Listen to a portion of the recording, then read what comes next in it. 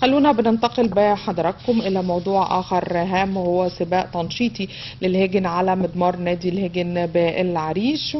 ونظم الاتحاد المصري لرياضة الهجن سباق تنشيطي على مضمار نادي الهجن بالكيلو 17 غرب مدينة العريش، وبحضور عدد من المحافظات المصرية والمهتمين بالهجن. خلونا ناخد تفاصيل مع الدكتور مهدي سالم، مدير بطولات الاتحاد المصري للهجن. برحب بيك يا دكتور، أهلا وسهلا بحضرتك. اهلا بحضرتك استاذ فهد. خلينا نتكلم مع حضرتك بقى عن هذا السباق التنشيطي للهجن، عن أهمية هذا السباق وعدد المشاركين فيه. في البدايه يا فندم نحب نود ان احنا نبعث رساله امن وسلام وطمانينه من محافظه شمال سيناء لجميع اهالينا في جمهوريه مصر العربيه. وده هو الهدف الرئيسي للسباق التنشيطي اللي تم الحمد لله بفضل الله النهارده. السباق كان على مستوى فوق الممتاز. كان في اجراءات تسهيليه من قبل المحافظه والناس القائمين من ناحيه الجهه الامنيه على دخول الناس. الناس كلها شعرت فرق كبير من سهوله الدخول وعمليه التنظيم. سباق التنشيط ده جاي على اثر ان احنا كنا في شهر ابريل الماضي احتفلنا باعياد المحافظه بحضور مجموعه من الوزراء والفنانين على ارض شمال سيناء. حبينا ان احنا برضو ان احنا نستمر في ارسال هذه الرساله بالاستمرار في السباقات. فكان الدعم السخي من ابناء قبائل المحافظات او على مستوى الجمهوريه دعموا هذا السباق. وتم السباق النهارده الحمد لله على يوم على عدد 20 شوط. كان نسبه الحضور نسبه ممتازه الحمد لله رب العالمين، والامور ميسره بالنسبه لجميع الناس. طيب خلينا برضو ناخد تفاصيل أكثر معك عن يعني مشاركة عدد من المحافظات في هذا السباق. يعني مين المحافظات اللي اشتركت معاكم؟ وهل هذه المحافظات مستمرة في المشاركة ولا هناك الجديد يعني من خلال طبعا مشاركة الهجن أو سباق الهجن؟ في الحقيقه استاذ سحر ان مضمار العريش يعتبر هو المضمار الام او المضمار الرئيسي على مستوى الجمهوريه، او من اول ما يدين للانشاءات عليه على مستوى الجمهوريه. المضمار ده ذو طابع خاص من الناحيه الفنيه بالنسبه للمضمرين. في على اثر السباق الماضي في شهر ابريل في عندنا مجموعه من المدربين، وهم طبعا الملاك بيكونوا مصريين، وعاده المدربين او المضمرين بيكونوا من السودان الشقيق. لما جم مضمار العريش وشافوا ارضيه المضمار والانشاءات اللي تمت عليه من بنيه تحتيه، عملوا معسكرات مغلقه داخل المضمار. وكان احنا واجب علينا ان احنا لازم نعمل تسابقات تنشيطيه للناس ديت على الاستمرار وقياس مستوى التدريب. مبشرات الامور المبدئيه بالنسبه للمضمار مبشرات خير الحمد لله. من الناحيه الفنيه يعني احنا عاده السباقات الهجن او المدروق او الدافع عند الناس ان هو جمل بيجري جمال كلها شكل واحد كلها مسافات واحده. مش دي حقيقه. بالنسبه للحقيقه ان احنا كرجال اول ما بتبدا الجمال دي اول حاجه بنصنف الجمال دي حسب نوعيه الجمال. من حيث في عندنا 3 اصناف. الصنف الاساسي اللي هو الضرايب، ودي بتكون اب اصيل ام اصيله. بعد كده في عندنا مجنسات بيكون احد الابوين اصيل والاخر سوداني او مهجن يعني هجن مهجن. وده بنسميها المجنسات او المهجنات. بعد كده في عندنا السودانيات الخالصه عباره عن الاب والام سودانيين. ده اول تصنيف او اول فارس للعمليه. ثاني شيء احنا بنقوم به كلجان منظمه للمهرجانات ان احنا بنعمل الجمال ديت على حسب السن. فعندي انا اول سن اللي هو المفاريد، وده هو المفروض يكون عمره لمده عام. بعد كده عندي السن اللي وراه بيكون سن اللبانه وهو 2 سنين. بعد كده في اول صرايم 3 سنين، ثاني صرايم 4 سنين، ثنايا 5 سنين. ثم بعد كده الرضاع مرحله الرضاع وهو عباره عن 6 سنين. اكثر من 6 سنين تدخل معانا في مرحله اسمها النان. نبدا احنا كلجان برضه في لجان تشبيه وتسمين هي اللي بتقوم بعمليه الفرز المبدئي للحاجات ديت. كل مرحله من المراحل السنيه ليها مسافه معينه في السباق. عندنا ليها بقى اشواط اشواط يعني. النهارده.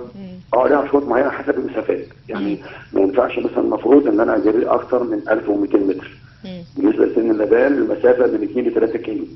اللي اول سرايم معروف مسافه 4 كيلو، الثاني سرايم 5 كيلو. اكتر من ثاني سرايم اللي هو الثانوي والمسافات الاعلى يعني بتبقى السباق ليه كويسة. عدد من الأقسام جوه الداخلية بيتم توزيع يعني الهجن عليهم حسب كل حسب عمره أو سنه وحسب فصيلته تقريبا زي ما حضرتك قلت، يعني إذا كان تمام يا أصيل فندم. وإذا كان هو يخش مثلا مسافه 2 كيلو وهيدخل مع المهجنات او مم. العباديات اللي هي السودانيات مم. او مع الاصايل. مم. طيب يعني خلينا برضو نتكلم. بالنسبه حضرتك لسؤال حضرتك بالنسبه لعدد المحافظات، النهارده كان في مشاركات من محافظات شمال سيناء وجنوب سيناء، اسماعيليه، السويس، الشرقيه. او الشرقيه دي المحافظات اللي هي شاركت في سباق التنشيط. يعني ده بيتهيألي يعني المرة الكام اللي بدأ فيها السباق الهاجم في مدينة العريش؟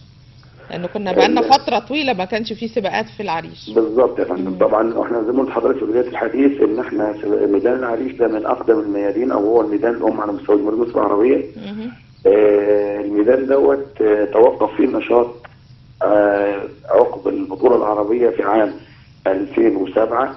واكتفى طبعا هو اول ميدان او الميدان الاوحد اللي تم تنظيم عليه بطوله عربيه في عام 2007. بعد 2007 دخلنا في الاحداث. في 2010 توقف النشاط نهائيا.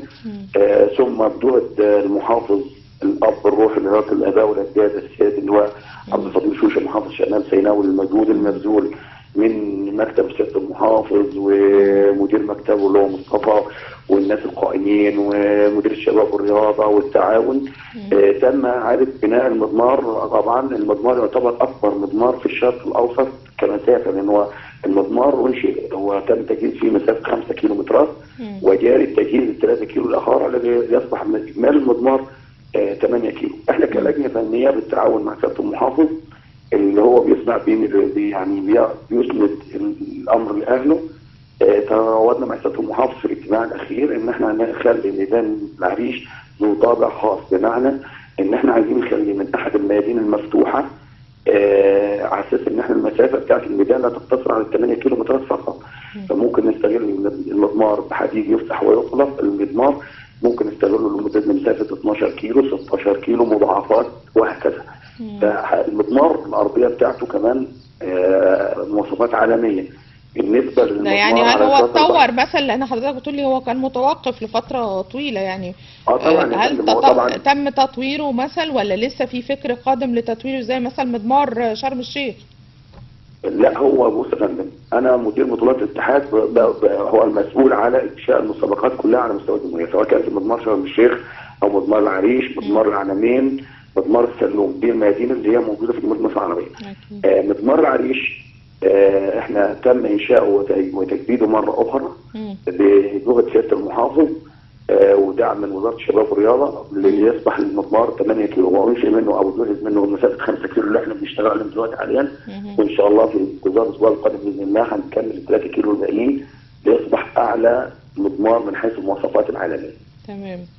طيب دكتور مهدي، بما ان معانا يعني فلازم نسألك، هل هناك فكر في المستقبل لإنشاء عدد من أي مضمار في المحافظات اللي بترتبط بسباقات الهجن زي مثلا محافظة إسماعيلية؟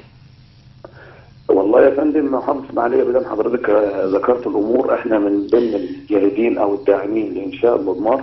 وحاولنا أكثر من مرة لإيجاد مكان للمضمار وتم تحديده بالتنسيق مع القوات المسلحه. بيحصل فيه طبعا خرائط قوات مسلحه حاجه زي كده، في حاجات من هذا القبيل هي اللي بتوقف المسيره. لكن احنا الفكر موجود والدعم ان شاء الله يكون موجود، بس تعاون سياده محافظ اسماعيليه معانا. ان شاء الله تعالى رب العالمين امنين في الله سبحانه وتعالى ان يتم تخصيص مكان للمضمار. لان حضرتك المشكله ان الميادين او المضمار بتاع الهجين مسافات يحتاج مسافات واسعه.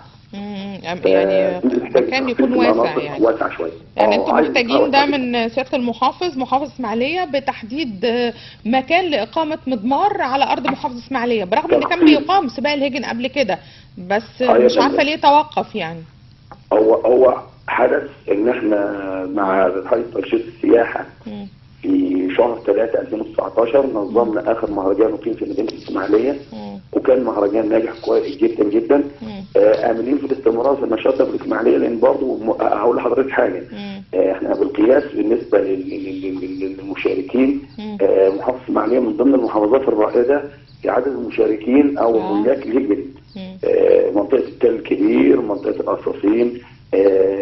نامل ان شاء الله بالتعاون مع سياده المحافظ محافظ الاسماعيليه ان احنا يتم تخصيص مكان في تل الكبير كمساحه واسعه جدا لاقامه مضمار ان شاء الله. ان شاء الله. اشكرك جدا دكتور مهدي سالم مدير بطولات الاتحاد المصري للهجن.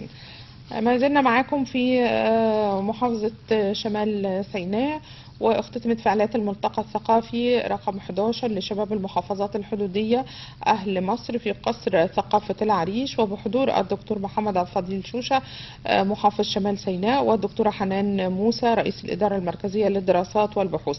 خلونا ناخد تفاصيل أكثر مع الأستاذ أشرف المشرحاني مدير عام فرع ثقافة شمال سيناء. برحب بيك يا أستاذ أشرف، أهلا وسهلا. أهلا وسهلا. برحب بيك، أهلا وسهلا. ربنا يخليك، أشكر حضرتك. يا ريت حضرتك بقى تدينا تفاصيل عن ختام فعاليات الملتقى الثقافي رقم 11 لشباب المحافظات الحدودية، واحنا عارفين ان هناك أنشطة كثيرة متعددة في